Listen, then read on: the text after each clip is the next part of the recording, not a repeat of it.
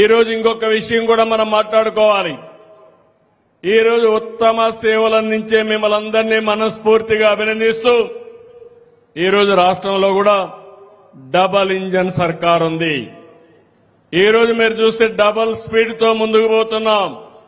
20 నెలల్లో సంక్షేమ కార్యక్రమాలు చేశాం. అభివృద్ధి కార్యక్రమాలు సూపర్ స్పీడ్ తో ముందుకు పోతున్నాం. సుపరిపాలనకు నాంది పలికాం. ఈ రోజు ఎవ్వరు కూడా ఏ ఆఫీసుకు పోయే పని లేదు. సర్టిఫికెట్లు గాని ఏ పని కావాలన్నా వాట్సాప్ గవర్నెన్స్ లో మన మిత్ర ద్వారా ఇస్తున్నాం. ఇవన్నీ కూడా సర్వీసులు వస్తాయి. కానీ ఏదైనా నేరుగా చేరేయాలంటే దానికి పేర్లలుగా ఈరోజు గ్రామ డాక్ సేవకులే మార్గం అని చెప్పి కూడా నేను మీకు తెలియజేస్తున్నా. నేను మంత్రులు ఇద్దరిని కూడా రిక్వెస్ట్ చేస్తున్నాను, మీరు డ్రైవ్ చేయండి.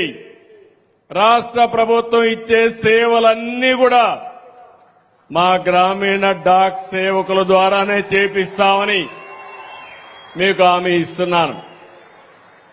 అవసరమైతే మినిస్టర్ గారు ఈజ్ కోఆర్డినేటింగ్. ఈరోజు రైలు గాని ఎయిర్ గాని బస్సుల్లో గాని ఎలాంటి పార్సల్స్ ఎక్కడికి పంపించాలో కన్సాలిడేషన్ చేయడం, టెక్నాలజీ ఇంటిగ్రేట్ చేయడం. ఈ రెండు టెక్నాలజీ ఇంటిగ్రేట్ చేయగలిగితే చాలా వరకు మంచి ఫలితాలు వస్తాయి. అది కూడా చేయాల్సిందిగా వారిని కోరుకుంటున్నా. ఇక్కడ మీరందరూ ఉన్నారు. ఏది కూడా అసాధ్యం కాదు.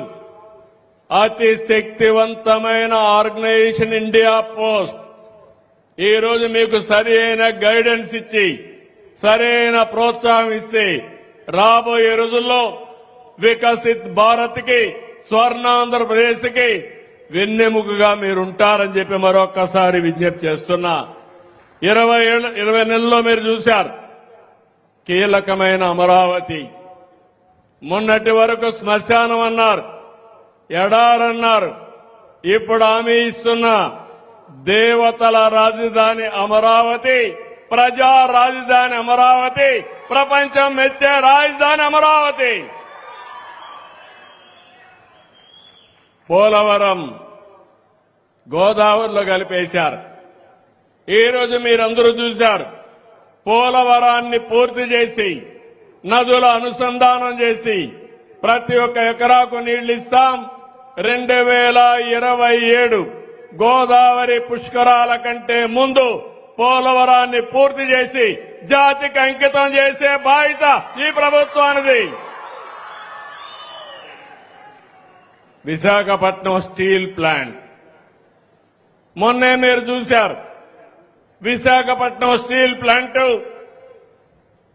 అమ్మేసే పరిస్థితికి వస్తే, ప్రైవేట్ పరం చేసే పరిస్థితికి వస్తే ఎన్పీఏ అయితే కేంద్ర సహకారంతో ఈ రోజు రివైవ్ చేయడమే కాకుండా లాభాల బాటలో పోతా ఉందంటే ఈ నెలలో 54 కోట్ల రూపాయలు ప్రాఫిట్ కూడా వచ్చిందంటే అది అటు కేంద్రం ఇటు రాష్ట్రం చేసే సుపరిపాలన అని చెప్పి కూడా నేను మీకు తెలియజేస్తున్నా. ఇలాంటివి చాలా చేశాం. నేను ఒకటే ఈ కొండే మీరందరూ గుర్తుపెట్టుకోవాలి. కేంద్రం చేసే మంచి పనుల్ని ప్రజల్లోకి తీసుకెళ్లాలి.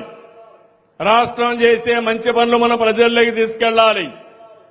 ఈ దేశాన్ని ఒక గొప్ప దేశంగా తయారు చేయాలంటే, ఆ యాంగిల్లో నిర్మాణం జరగాలంటే అది మన చేతల్లోనే ఉందని చెప్పి కూడా నేను మీకు తెలియజేస్తున్నా. మొన్న నేను ఢిల్లీకి వెళ్ళాను. చూశాను, సదస్సు చూశాను. 80 దేశాలు వచ్చాయి. 80 దేశాలు వచ్చి మనం చేసే అప్లికేషన్లు చూసి ఆశ్చర్యపోయారు. ఒక వ్యవసాయ రంగంలో, లేకపోతే ఒక ఆరోగ్య రంగంలో, ఒక లైవ్ స్టాక్ లో ఇలాంటి అనేక నూతనమైన ఆవిష్కరణలు మనం ఇచ్చేశాం. అది చూసిన తర్వాత మొత్తం ప్రపంచంలో ఉండే అధినేతలే కాకుండా మొత్తం కార్పొరేట్ సెక్టర్ కూడా మన దగ్గర నేర్చుకునే పరిస్థితికి వచ్చారు. సాక్షాత్తు ప్రధానమంత్రి గారు నరేంద్ర మోడీ గారి ఆధ్వర్యంలో ఏఐ కాన్ఫరెన్స్ చేశారు.